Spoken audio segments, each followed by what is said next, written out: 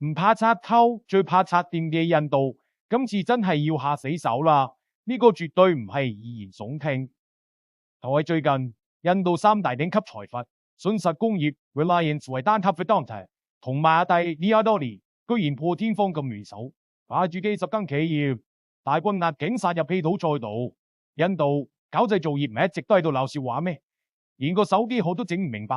佢哋搞高精尖嘅稀土可以成到啲咩氣候？如果你仲抱住呢種刻板印象，咁就大錯特錯啦。以前印度搞產業的確經常係雷聲大雨點細，但今次完全唔同。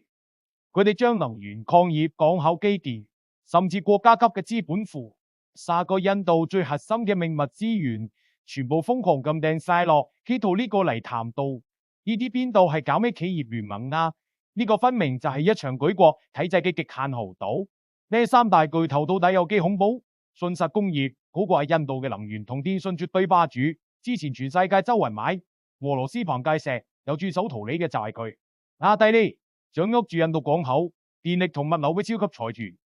連華爾街做空都冇辦法將佢徹底打冧為單塔，就更加誇張，幾乎壟斷咗印度所有嘅礦產資源。呢班唯利是圖嘅資本巨鱷合埋一齊，絕對唔係為咗喺實驗室度玩煮飯仔。佢哋死死盯住印度嘅安德拉邦 Andhra Pradesh 個緊貼東海岸，擁有2億基噸海濱沙礦產嘅風水寶地，發誓要喺呢度硬生生摘出一條由挖礦到加工嘅完整稀土產業鏈。呢背後藏住一個令人細思極恐嘅懸念。表面上睇，喺呢班印度本地財快喺度狂歡，想抱團搞鋪大，但實際上呢個係一場蓄謀已久嘅全球供應鏈大洗牌。美國、歐洲、日本呢啲西方國家喺背後早就急到跳晒掣，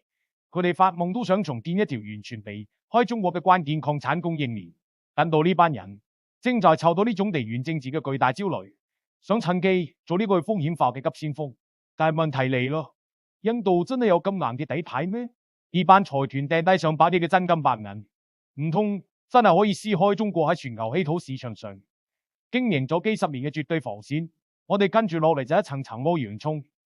睇下呢場狂歡背後度對收埋咗幾多見唔到光嘅算計。呢班平時喺印度國內打到七彩嘅資本巨鱷，點解突然轉死性要搞呢種實力唔討好嘅高科技重工業嘅背後，全部都係利益同算計。我哋先嚟剝第一層洋蔥，政客同財閥之間嘅分贓默契。我哋政府為咗同自己嘅印度製造貼金，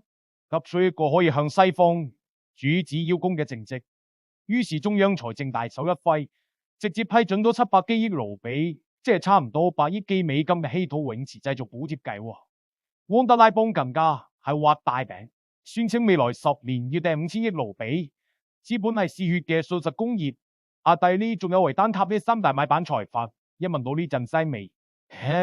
即刻好似餓狼咁撲上嚟。佢哋組團落場，第一步根本唔係為咗咩科技報國，而係為咗將莫迪政府呢筆巨額補貼先穩穩陣陣咁袋落自己個袋度。把口講嘅全部係主義，個心諗嘅全部係生意。我摸開第二層，西方嘅地緣政治焦慮。呢幾年美國、歐洲、日本喺各重關鍵礦產上俾人連住條頸，世日心神恍惚。印度財閥敏銳咁捕捉到呢種恐慌，佢哋大張旗鼓咁搞稀土走廊，聯合周邊5個邦，由挖礦、加工到磁體設計一整套上晒，實際上就係做俾西方睇嘅。佢哋喺度向美歐交投名狀，潛台詞就係睇下啦，中國做到嘅，我哋都做到。你哋快啲將技術、資金同訂單訂過嚟啦！但殘酷嘅真相係咩？印度確實有4億基噸嘅稀土資源儲備，儲量大得驚人。但係有礦從來唔等於擁有產業鏈，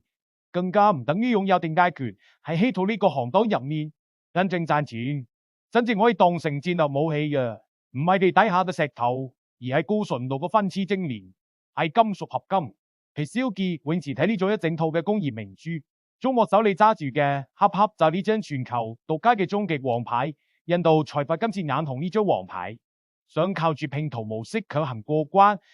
但呢個看似天衣無縫嘅計窩，喺宏觀經濟嘅底層邏輯面前，可能連第二輪割肉都賣唔過。唔信？我哋跟住落嚟就計條數，睇下呢啲所謂嘅幾百億投資喺真正嘅產業吞金獸面前，到底有幾咁不堪一擊。既然印度有幾噸嘅礦，有國家級嘅財閥盯錢，呢件事點解就不堪一擊呢？我哋今日就嚟計條硬數，拆走地緣政治嘅濾鏡，睇下呢背後嘅宏觀經濟邏輯到底有幾殘酷。印度今次雄心勃勃，中央財政掟咗咁大筆錢，目標係咩？目標係遞到年產6000噸嘅燒結泳池體產能，聽落去係咪好嚇人？我哋睇下數據，到2025年左右，印度淨係自己一年進口嘅稀土泳池體就已經超過咗53000噸，即係話呢班財閥就算出盡食埋嘅力，搞出嚟呢6000噸產能，連佢哋自己國內當時進口需求嘅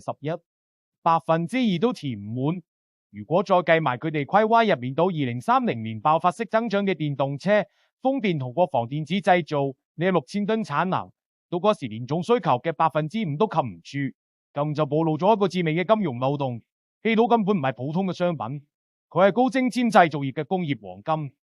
更加係最典型嘅全產業鏈吞金獸。由地底將海濱沙挖出嚟到粗加工，再到高純度分支精煉，最後整成高精度嘅強磁鐵，每一個環節都係攞天良資金同技術迭代堆出嚟嘅，強行去建立一條完全脫支中國、自成一體嘅高端加工線，意味住印度財就必須前期掟入海量嘅沉沒成本。苦攞命係，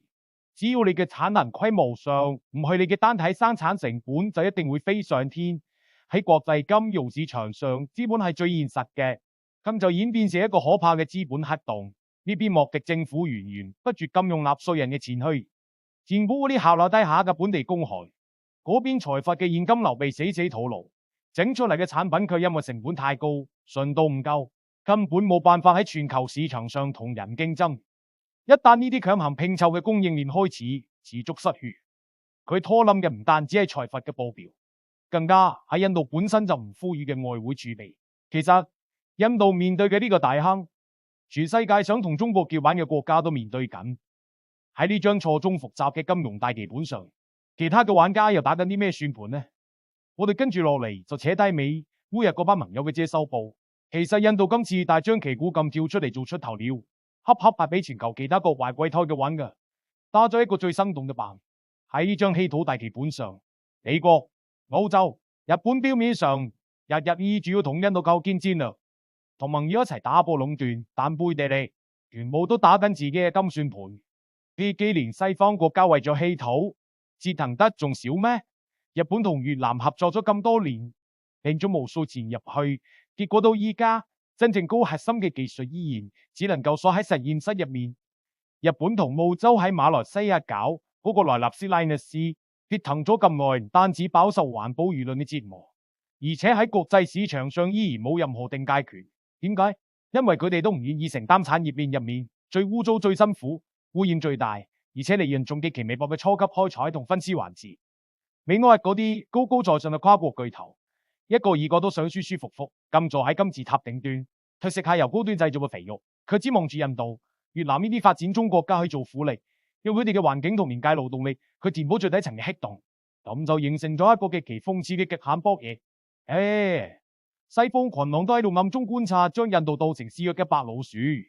佢哋想睇下喺印度呢個號稱外界墳場嘅地方，靠住信實工業，但係呢啲本地地頭蟲，到底可唔可以喺泥潭入面行出一條血路？如果印度真係將底層嘅粗加工同分支搞得成，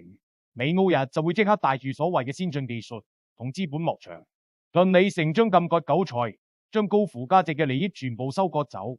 如果印度搞砸咗反正食嘅係印度財閥嘅真金白銀同莫迪政府嘅財政補貼，希望隨時可以拍落油去揾下一個替代品，例如越南或者巴西。有礦唔等於有產業鏈，有產業鏈唔等於可以生存得落去。守住金山去乞食嘅國家喺呢個世界上大把，俄羅斯有礦，格陵蘭有礦，巴西都有礦。點解佢哋發展唔起？因為喺殘酷嘅循環法則面前，冇絕對嘅戰略定力同技術護城河，佢手頭上嘅資源就只係人哋眼入面嘅肥肉。而中國喺稀土呢場中極對決入面，手裏揸住嘅最後底牌，已經令呢啲個壞鬼胎嘅玩嘅，感到一重發自內心嘅無力。跟住落嚟，我哋就睇睇中國到